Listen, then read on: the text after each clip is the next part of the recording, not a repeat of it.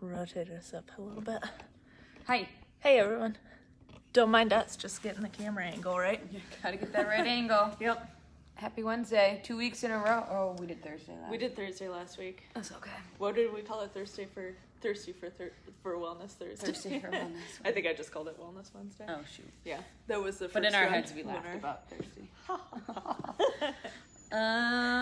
We're chatting about birth trauma today, yeah? Yeah, we're going to talk about how birth shows up on the scans. Yeah. I guess, like, that's something, I mean, I was just going through, we had, like, a couple in particular that we wanted to share, but then I was going through, like, all of the babies that we've had over the last couple of months, and I was like, oh, there's a lot of consistency in these scans. Oh, look at Yeah. all these. They baby scans turn out a lot alike.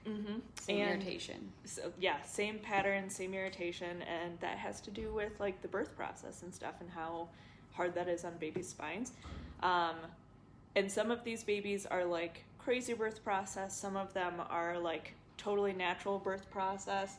Some of them have symptoms. Some of them have no symptoms. And this is, like, why we like to scan and check babies. Yeah.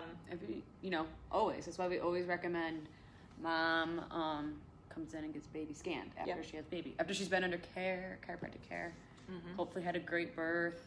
And then we're like, let's scan baby too. Yep. See what's going on, if anything. And, like, hopefully...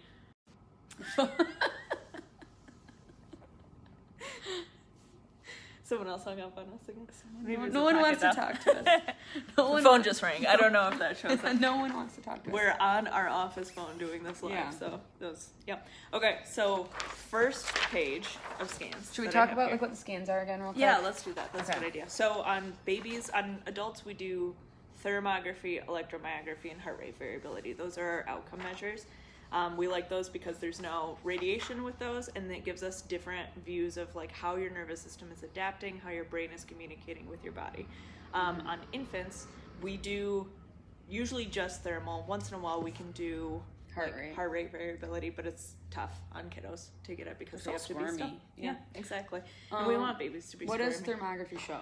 Thermography shows differences in temperature from segment to segment as we go from the sacrum up to the base of the occiput. So we're looking at temperature difference from side to side, and then also from the bottom to the top. The too. temperature of the nervous system.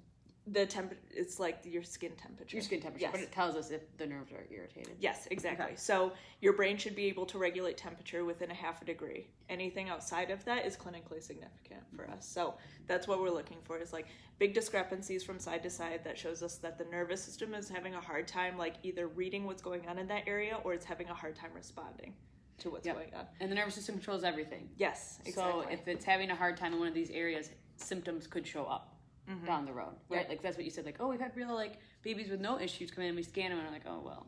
Right, this isn't just a view of, like, temperature. We're not, I mean, temperature is great, but, like, just because temperature's off, that doesn't really mean anything. But temperature being off shows us that discoordination of the brain being able to, like, control what's going on and whatever is coming out of that nerve.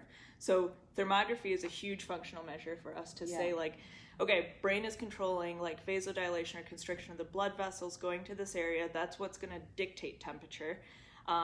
If it's having a hard time regulating that, what else is it having a hard time regulating down the line of that nerve? Right. So, Yeah, so like I said, so some people who, like, get baby scanned right after birth, symptoms haven't shown up yet. So Yes. hopefully we can prevent those symptoms of maybe what would have been. yeah, exactly. When parents do that, Before- because they're surprised, like, Yes. oh, something's, oh, wow, because they're like, oh, wow, yeah, there is stuff going on. Great, let's get baby under care before symptoms show up, compared to the mom we see at a month-old, 6-month-old, or whatever. Year-old, year and a half old, And after development has already been established with this faulty communication. Yeah. Yeah, that's what we want to hit it before, like, those neuro pathways are really established. Yeah, and stuck in, like, a pattern. And stuck a in a bad pattern. A bad pattern. Exactly. Yeah. A maladaptive pattern. A maladaptive. Yep. Oh, look at you and your big sciencey words. Okay. I'm full of it today. Yeah, she geeking Got my out. hair up. So She's Dr. Ann today. I'm Dr. Annie today, not Jim Annie. Yeah. So here are 3 sets of newborn scans that we've done over the last couple of months. These are all different babies, all different, but, like, quote unquote, just like normal births. So you can see where the red lines are. We have a lot at the top of the spine, a lot at the bottom of the spine. This is like the most consistent pattern that we see with just normal babies, basically. Yeah, Just it's like top of the spine, that's like, hey, your parasympathetics, right? Brainstem going through there. Parasympathetics, what are those? Parasympathetics is like our rest, digest, calming side of our nervous system. Yeah, it's like sleeping, eating, pooping. Eat, sleeping, pooping. So That's all babies should be doing easily. Like babies should be difficult. very like parasympathetic kind of down. It's like where it's all controlled, right Yeah. up, like right up there. So we can already see like, okay, these babies got irritation. Makes top sense. and bottom of the spine are the two parasympathetic areas. Yeah, exactly. So it makes sense. Like, hey, that happens there because of just of how the labor delivery process. Yeah. So How they yank a baby out of the vaginal canal. Yeah, I mean, even just like in normal, beautiful, like regular birth, baby's head is kind of used to help dilate the cervix. So contractions start and baby's getting like a lot of pressure on the top of the head. And the uterus is contracting and like pushing down on the sacrum. Then baby is pushed through the vaginal canal and then pulled out by doctor, midwife, whoever, parents, like whoever else. And it's usually like some bending of the neck and all this to get them out. Twisting, twisting. Absolutely. And so just like this one had twisting. What's that? There's like a study too from like the 80s or 90s that was like out of 1,000 births, like 90% of babies have some sort of neurological effects from it. A subluxation. A subluxation. That's what we're looking at. So these are just like normal births. Moms had been under care. They went through like their pregnancies under care, had normal births. This is just normal everyday birth trauma that we see.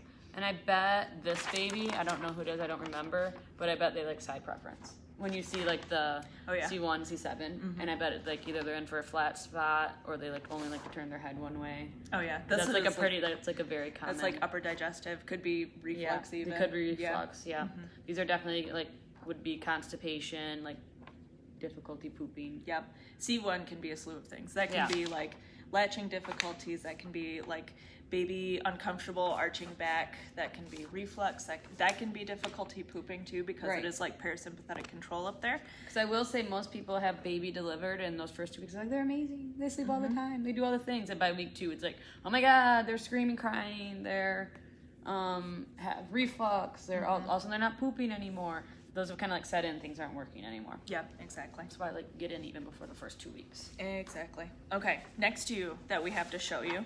These were kind of special cases. So this one at the top was like, was that natural unmedicated still, but a fast birth? The one on the, I don't know. No, it was not unmedicated. Not unmedicated. It was an epidural. It was an epidural. Okay. It was fast. But super fast birth, you can still see like how much influence that has on. Yeah, it's not because most people are like, oh yay, fast birth. It was so easy, fast birth. Yeah, this was considered an easy labor, but fast. Yeah. Really fast. So we still tell moms like fast doesn't mean necessarily there wasn't any like trauma to baby. Yeah, still. exactly. Fast is actually sometimes more trauma. Still a lot showing up in their nervous system. The bottom one here, you can see if I move my finger out of the way, it might be backwards on your screen, but this is a baby that was like stuck in the birth canal and needed a vacuum assisted extraction. That puts a whole ton of pressure on the baby's cervical spine, and you can see it showing up in that scan right there. That is a 10-degree difference from side to side at Atlas, which is like, that's huge. I mean, and luckily like those parents showed up due to that. Yeah. It wasn't like, hey, my baby's having all these issues. They were smart enough for some reason to know like, hey, we had this vacuum delivery and I need to see a pediatric chiropractor. Yeah, and we need to like make sure we take care of it. Yeah, and I was like, oh wow, okay, good thing you're here after I saw that scan. Yeah, for sure. Yeah.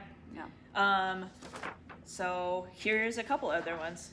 This was, so top one here, this was a like completely natural, like no intervention, completely uncomplicated midwife birth.